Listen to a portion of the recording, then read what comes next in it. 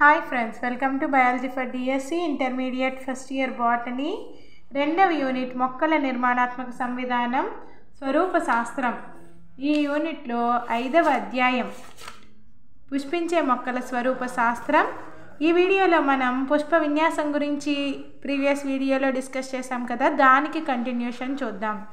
సైమోస్ నిశ్చిత రకం పుష్ప విన్యాసంలో ప్రధాన అక్షం అగ్రం పుష్పంతో అంతమవుతుంది. సైమోస్ నిశ్చిత రకమైన పుష్ప విన్యాసంలో పుష్ప విన్యాసంలో ప్రధాన అక్షం అగ్రం పుష్పంతో అంతమవుతుంది కాబట్టి అది నిశ్చిత పెరుగుదలను చూపుతుంది.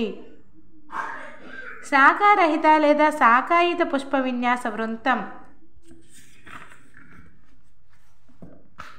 మీద పుష్పాలు ఆధారాభిసార క్రమంలో ఉద్భవిస్తాయి. ఇక్కడ చూడొచ్చు మనం 5.17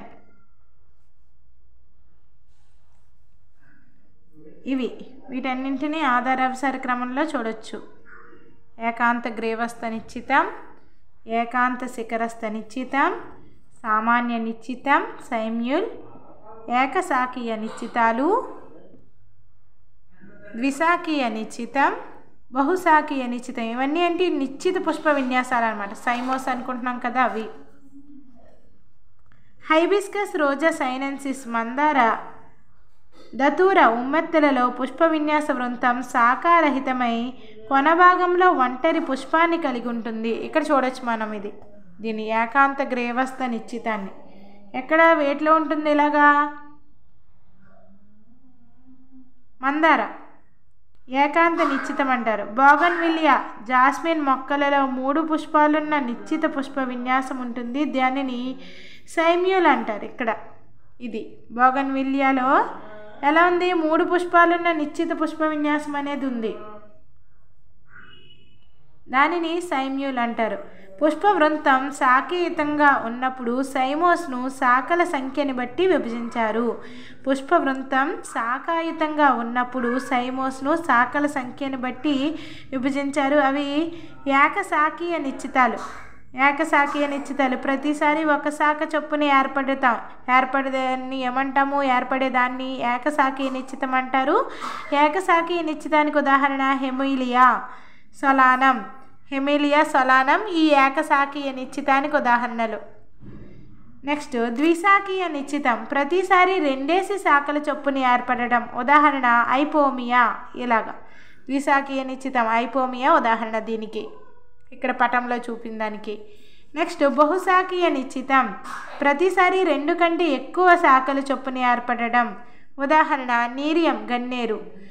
పైన ఉదాహరించిన పుష్ప విన్యాసాలే కాక ఆవృత బీజాలలో కొన్ని ప్రత్యేక పుష్ప విన్యాసాలు ఉంటాయి. లామియేసి కుటుంబపు మొక్కలలో వట్టి సెల్లాస్టర్ ఉంటుంది. లామియేసి కుటుంబపు మొక్కలలో ఉండే విన్యాసం ఏంటి? వట్టి సెల్లాస్టర్.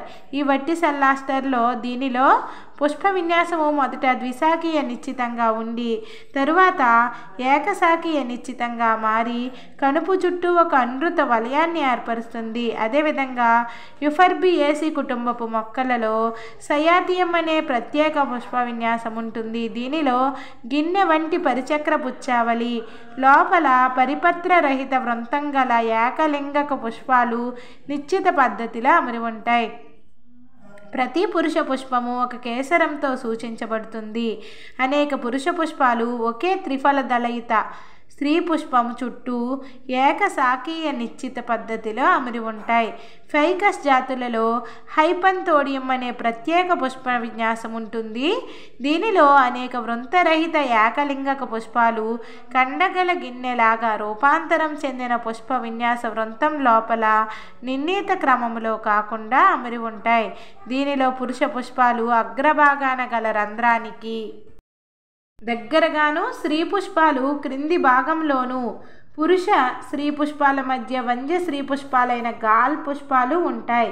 ఈ మొక్కలలో గాల్ పుష్పాలలో గుడ్లను పొదిగే బ్లాస్టోఫాగా అనే కీటకం ద్వారా పరాగ సంపర్కం జరుగుతుంది. ఫలదీకరణానంతరం పుష్ప విన్యాసం అంతా మర్రి ఫలంగా ఏర్పడుతుంది. మనం ఇక్కడ ల్యూకస్లో ఏమనుకున్నాం? ల్యూకస్లో వట్టి సెల్లాస్టర్ లామియేసి కుటుంబ మొక్కలలో వట్టిసెల్లాస్టర్ పుష్ప విన్యాసాన్ని చూడొచ్చు మనం. యుఫర్బియా వంటి కుటుంబంలో సయాతియం అనే పుష్ప విన్యాసం ఉంటుంది యుఫర్బియాసి కుటుంబ మొక్కల్లో. నెక్స్ట్ హైపంతోడియం. ఎక్కడ ఫైకస్ వంటి జాతులలో హైపంతోడియం అనే పుష్ప విన్యాసం ఉంటుంది. దీనిలో ఎలా ఉంటుంది? హైపంతోడియంలో అనేక వృంతరహిత ఏకలింగక పుష్పాలు కండగల గిన్నెలాగా రూపాంతరం చెందిన పుష్ప విన్యాస వృంతం లోపల నిర్ణీత క్రమంలో కాకుండా అమరి ఉంటాయి. దీనిలోని పురుష పుష్పాలు అగ్రభాగాన గల రంధ్రానికి దగ్గరగాను. దీనిలో మళ్ళీ ఎలా ఉంటుంది? ఫైకస్ హైపంతోడియంలలో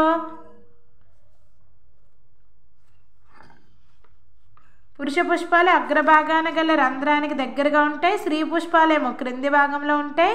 పురుష స్త్రీ పుష్పాల మధ్య వంజ స్త్రీ పుష్పాలైన గాల్ పుష్పాలు ఉంటాయి. ఇక్కడ చూడొచ్చు మనం స్త్రీ పుష్పము, గాల్ పుష్పము, పురుష పుష్పాలను పటంలో చూడొచ్చు. ఈ మొక్కలలో గాల్ పుష్పాలలో గొడ్లను పొదిగే బ్లాస్టోఫాగా అనే కీటకం ద్వారా పరాగ సంపర్కం జరుగుతుంది. బ్లాస్టోఫాగా అనే కీటకం ద్వారా ఈ ఫైకస్ జాతులలో పరాగ సంపర్కం జరుగుతుంది ఈ మొక్కలలో. ఫలదీకరణానంతరం పుష్ప విన్యాసం అంతా మళ్ళీ ఫలంగా ఏర్పడుతుంది. ఫలదీకరణం తర్వాత ఈ పురుష పుష్పాలు, స్త్రీ పుష్పాలు, గాల్ పుష్పాలు అన్నీ కలిసి మళ్ళా ఫలంగా ఫిగ్ ఫ్రూట్గా ఏర్పడతాయి.